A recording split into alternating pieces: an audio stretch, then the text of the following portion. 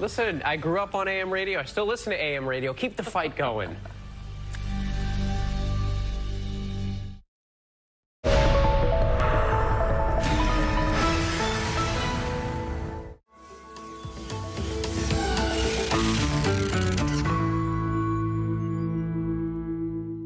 It's Wednesday, March 22nd. If you knew bank runs had been caused by doing something, would you just keep doing it? You start here. Economists brace for the Federal Reserve to bump up interest rates again. This is a really tricky moment for the Federal Reserve. All the questions you might have been afraid to ask, including why are the bankers so afraid? Pencils down, picket signs up. It's a sea of people for several blocks out here. Thousands of teachers have walked off the job in Los Angeles. And they weren't just duping Trump supporters, they were allegedly punishing employees who wouldn't. She felt the Fox legal team was conditioning her and intimidating her. The latest in a series of lawsuits against Fox News. From ABC News, this is Start Here. I'm Brad Milkey. If you lived through the big bank collapses of 2008, you might have felt this sinking feeling as banks began to report problems in recent weeks. When two banks failed, it was one thing, but then other banks seemed to verge on insolvency as well, including a really big one, Credit Suisse. Investors buoyed after UBS stepped in to buy its embattled smaller rival, Credit Suisse. And yet, as that's wrapped itself up, experts are quick to point out this is completely different from 2008 for one huge reason, which is the underlying problems with these banks are way different. 15 years ago, lots of banks suddenly realized they held billions of dollars in mortgages that had become worthless. Lenders may have become careless because they, like many other people at the time, expected that house prices would continue to rise. The issues here have nothing to do with housing, but rather the Fed's decision to fight inflation by raising interest rates. We'll talk in a bit about how those interest rates have affected a lot of stuff, but there's a big difference between banks losing some money on investments and suddenly finding out they're holding worthless stuff. With that in mind, Treasury Secretary Janet Yellen made a speech yesterday saying the situation with banks is stabilizing. Let me be clear. The government's recent actions have demonstrated our resolute commitment to take the necessary steps to ensure that depositors' savings and the banking system remain safe. And yet, if interest rates are what led to some of these bank runs, you might find it odd that later today, the Federal Reserve is expected to raise these rates yet again. ABC's Elizabeth Schulze covers economic policy. Elizabeth, what's going to happen today? Well, there's a big debate about what's going to happen today, Brad. A lot of people who watch the Fed really closely aren't entirely sure. And that's because the Fed's calculus has changed dramatically in just a matter of days as we've seen this banking crisis unfold. Many analysts expect that the Fed will still raise interest rates by 0.25 percentage point today. This is a big deal for the economy. Of course, affects your household budget, how much it costs to take out a loan, to pay off your credit card debt. But the Fed is in an especially tough spot right now because this decision on whether it raises interest rates comes as it's trying to understand how much these rate hikes not just affect borrowing in the economy, and of course, borrowing in the economy, that's all about this fight against inflation, but it also affects banks. And it's one of the reasons why banks have gotten into this tough spot in the first place, why we've seen this failure of banks over the last 10 days. And can you back up and explain why interest rates even created the issue with the banks in the first place? Because I get that it has something to do with bonds, and bonds are when the government borrows money from banks. It pays this nice, safe return. But I know nothing beyond that. Elizabeth, can you fill in all the blanks after that? Right. So go a couple years back. A lot of these banks loaded up on bonds. They saw this as a safe investment that gave them a steady return over time. But what's happened? As interest rates have gone up, those bonds have become less valuable. The prices of them have gone down as the yield has gone up. There's this kind of inverse relationship when you're looking at bonds between yield and price. So when these banks then tried to sell those bonds, they had to sell them at a lot lower price than what they'd been hoping for, and that's how they ended up losing money. And of course, then that led to a cascading effect of them not having enough cash, people being worried they didn't have enough cash, and we saw the bank run after that. Okay, so then you got all these banks that are like, oh, we want better deals, but we don't have the cash to back up all the people that are pulling their money out. But then, so that all leads to this question about interest rates. And this is like the first time in a long time I've heard Wall Street investors and union card carrying progressives all saying the same thing. They're all saying, Elizabeth, Fed, slow your roll. Don't hike interest rates anymore. It is not the moment. Why is the Fed not listening? To understand why the Fed isn't listening, you have to think about where the Fed was just 2 weeks ago. We heard Fed Chair Jerome Powell testifying to lawmakers about how inflation is too high. Although inflation's been moderating in recent months, the process of getting inflation back down to 2% has a long way to go and is likely to be bumpy. And he basically signaled 2 weeks ago that the Fed would need to be even more aggressive in hiking interest rates to bring down inflation. The Fed, had already hiked interest rates 8 times in a row. It looked like inflation was coming down. The whole goal of these rate hikes is to get businesses and consumers to pull back on their spending. And the Fed is aware that it hadn't totally worked. So now there's really this balancing act of, is the Fed continuing to prioritize inflation, which it has said is priority number one time and time again? If they don't hike rates, does it kind of look like, inflation's not really a problem? We're not going to prioritize that anymore. Like 2 weeks ago, your biggest concern was inflation. Now is your biggest concern the banks, or is it still inflation? Exactly. Or do you take a look at what's happened in the banking sector and say, we're going to pause, let's see how the higher rates play out? One side effect of the banking crisis that a lot of economists I talk to are pointing out is that banks might get more cautious anyways. In other words, they might not want to lend as much because they're worried about what's going to happen. And so that in itself kind of has the same effect as higher interest rates. So some economists are saying we don't even need to raise rates at all because this is all going to mean the economy gets more restricted in the same way that the Fed was hoping it would. But this is a really tricky moment for the Federal Reserve, not just because about interest rates either, Brad. We also have this question about how the Fed let this banking crisis happen in the first place. We have confirmed reports from the New York Times and the Wall Street Journal that the Fed flagged concerns about these banks' management 4 years ago. So Fed Chair Powell is going to be speaking publicly for the first time on this today. The Fed actually, Brad, has this 10-day communication blackout window before its meetings. So this is the first time we're going to hear Powell speak since the collapse of Silicon Valley Bank. And understandably, he's going to be under scrutiny about how did the Fed miss these red flags and how is it going to make sure that there won't be more failures in the future? Yeah, he'll be answering that as he's almost trying to shout over these clamoring Wall Street types and a lot of these, again, sort of more left-wing people saying this is not the time to make money more expensive for so many Americans. Elizabeth Schulze, thank you so much. Thanks so much, Brad. Our next lesson on Start Here, D is for don't cross the picket line. We'll take you to Los Angeles after the break.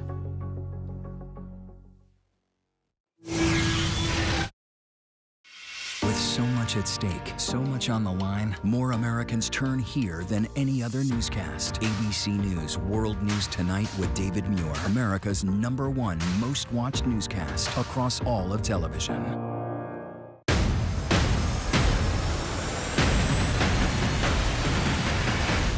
After an extraordinary news-making year, thank you for making ABC's This Week America's #1 news and politics show on Sunday mornings. She fulfilled his every fantasy. Because she played these games, my son died. It was dubbed the first internet murder. Now Friday, a murder plot hatched in a chat room. Sex, the internet, murder. Truly astounding. And now she wants to come clean to 2020. It was like a video game, and each man was another level. That's a special kind of evil. 2020, Friday at 9/8 Central on ABC.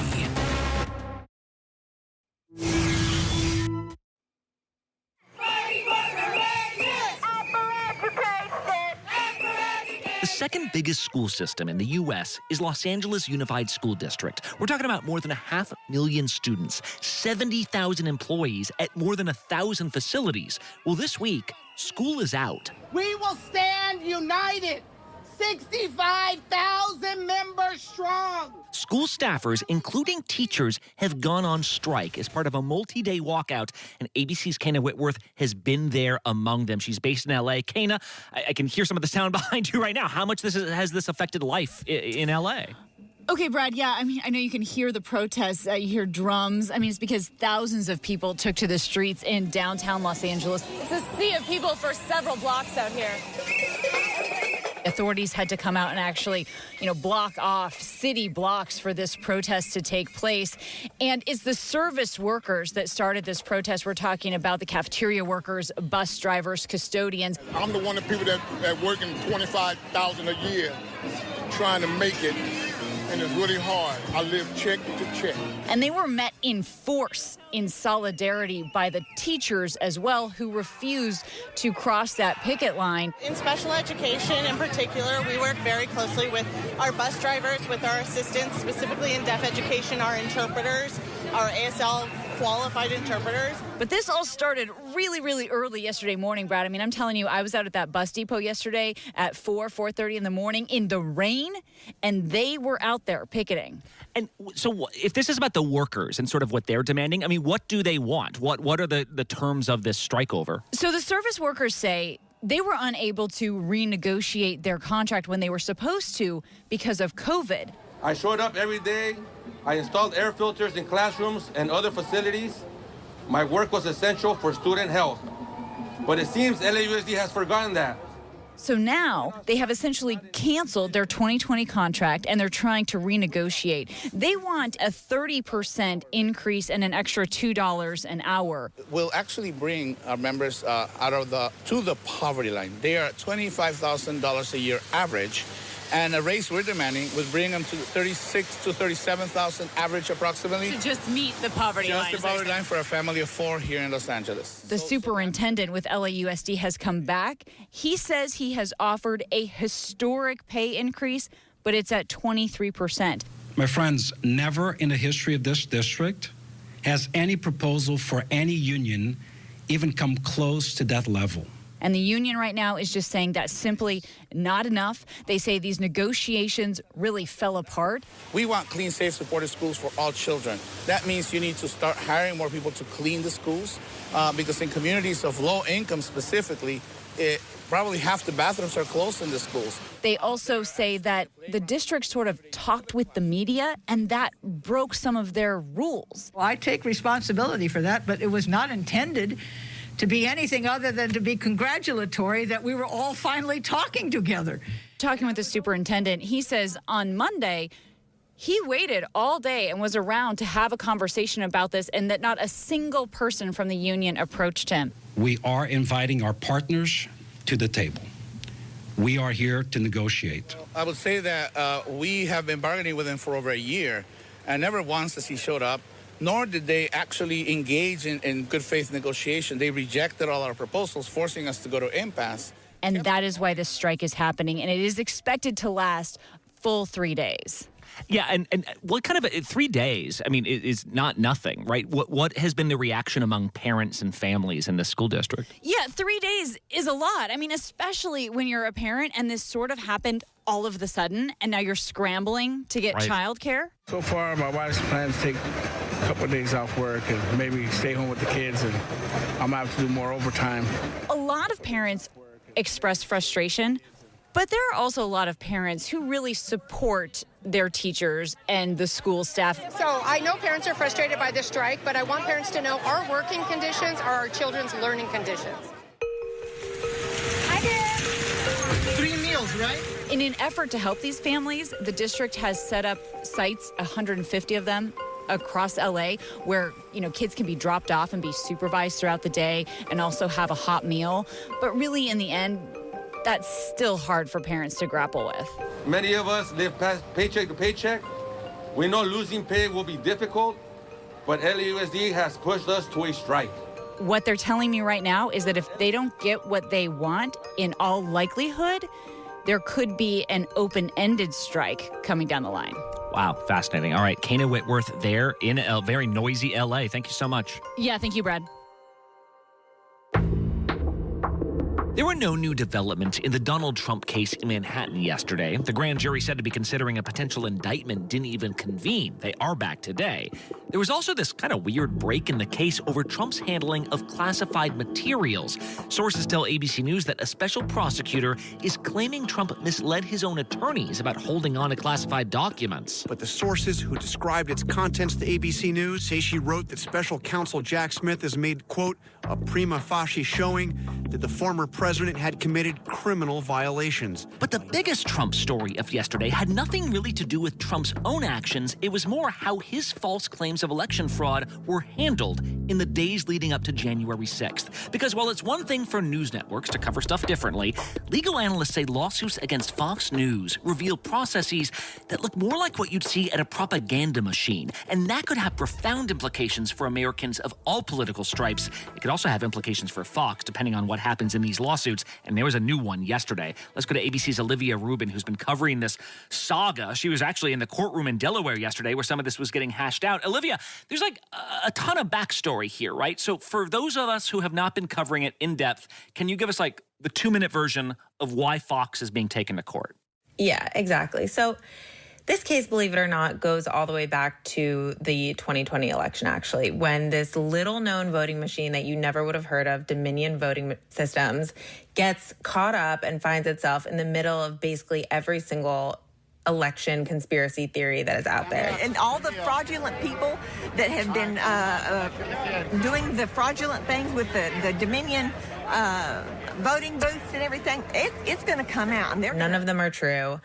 They were as crazy as they're owned by Hugo Chavez, who's dead. So we know that these aren't true. And then months later, they come out with this massive $1.6 billion defamation lawsuit against none other than Fox News.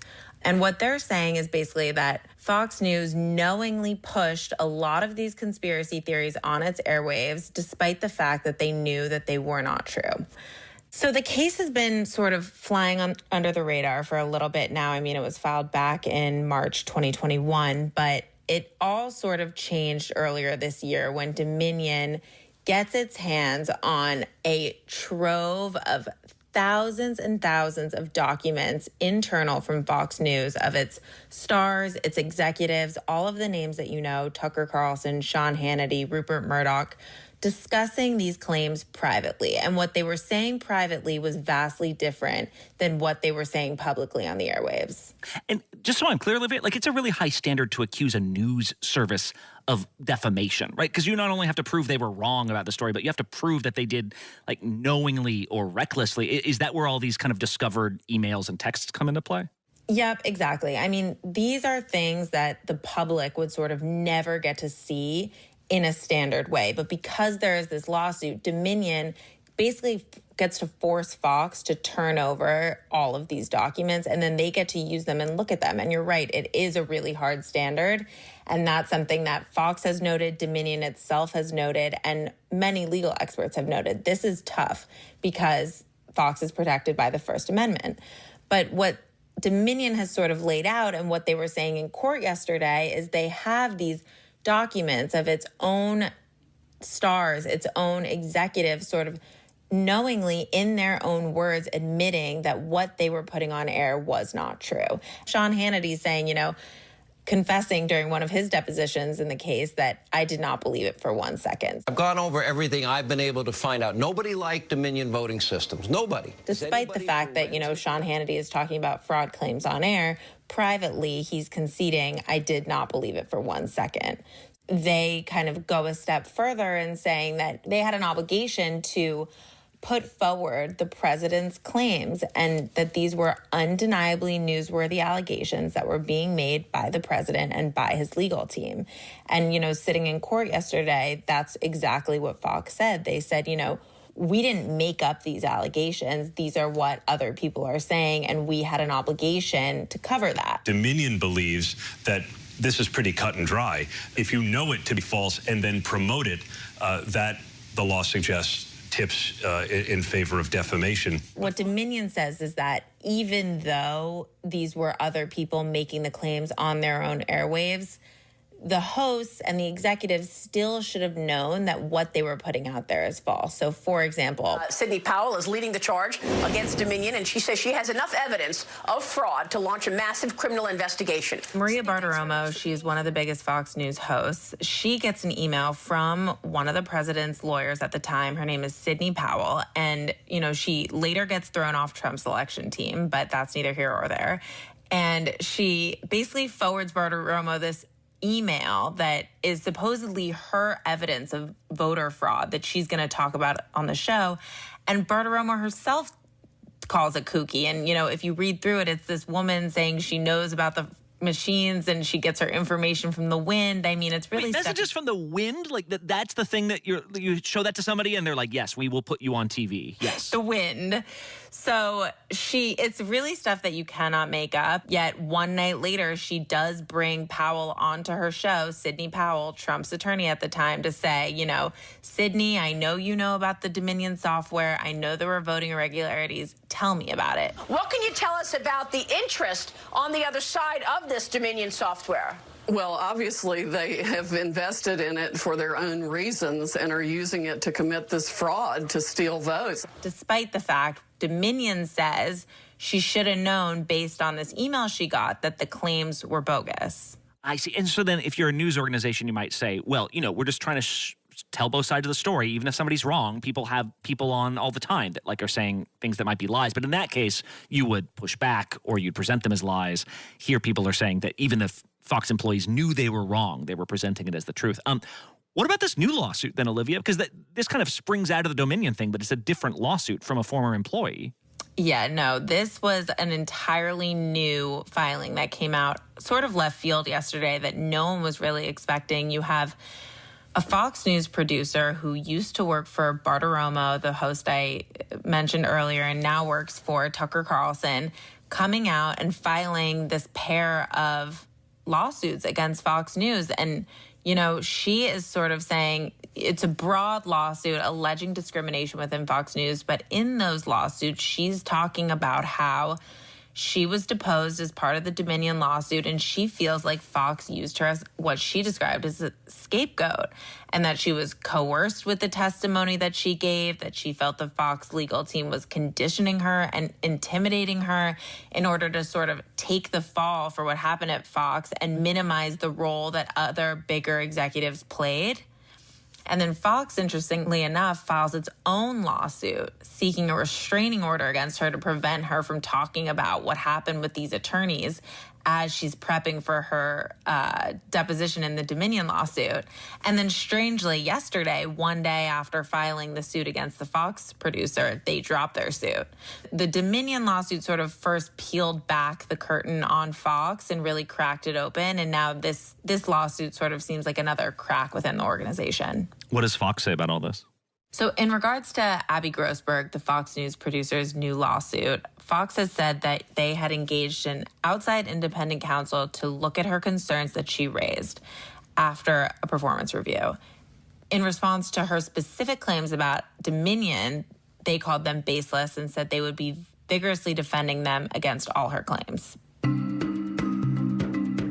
In regards to a lot of these communications that Dominion has released, Fox News has said that Dominion has cherry-picked their quotes, that they've mischaracterized a lot of what has said. So they're really pushing back hard here and really emphasizing that they did what was right. All right. Well, Olivia Rubin, they're in Delaware where this Dominion case is happening. We know you've been keeping an eye on it for a while. Thank you so much. Thank you. Goodbye from Wilmington. All right, one more quick break. When we come back, if the Chinese market is the honeypot, the Communist Party there might be Eeyore. One last thing is next.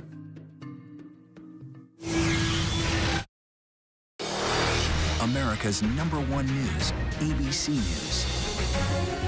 Most watched, most trusted, and streaming live to you anytime, anywhere, and free. This is ABC News Live, America's #1 streaming news. Free to you 24/7. Watch America's #1 news whenever you want it, wherever you are, anytime. ABC News Live, streaming live and free on all platforms.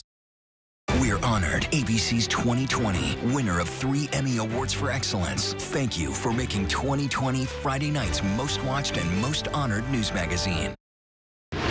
Reporting from LaGuardia Airport, I'm Gio Benitez. Wherever the story is, we'll take you there. You're streaming ABC News Live.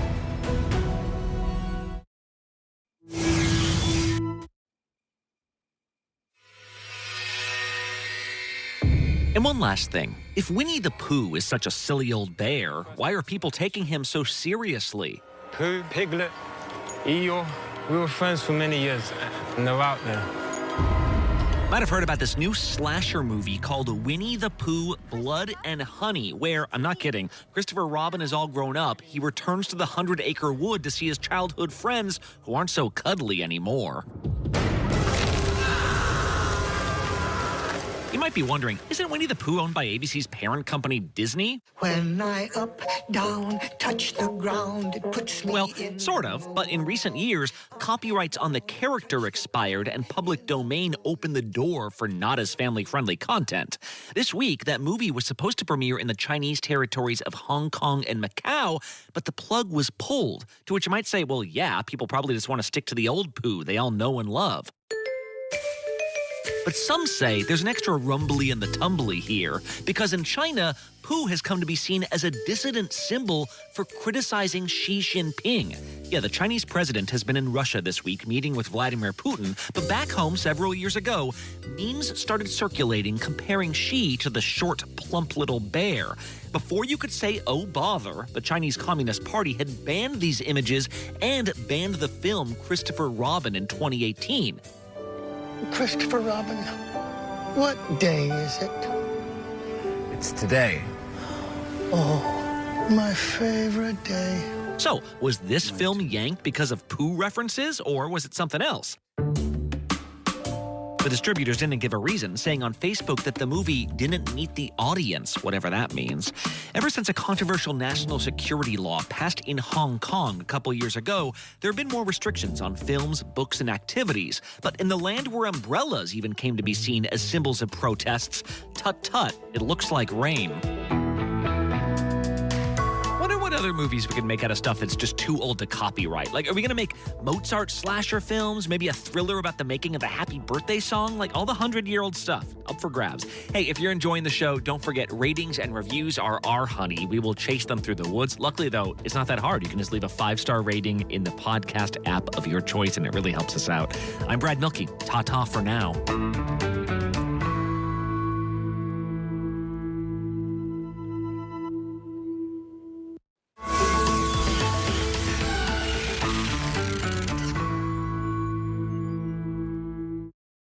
This is ABC News Live. The crush of families here in Poland. At refugee centers in Putin's Russia. On the ground in Ukraine. Close to the front.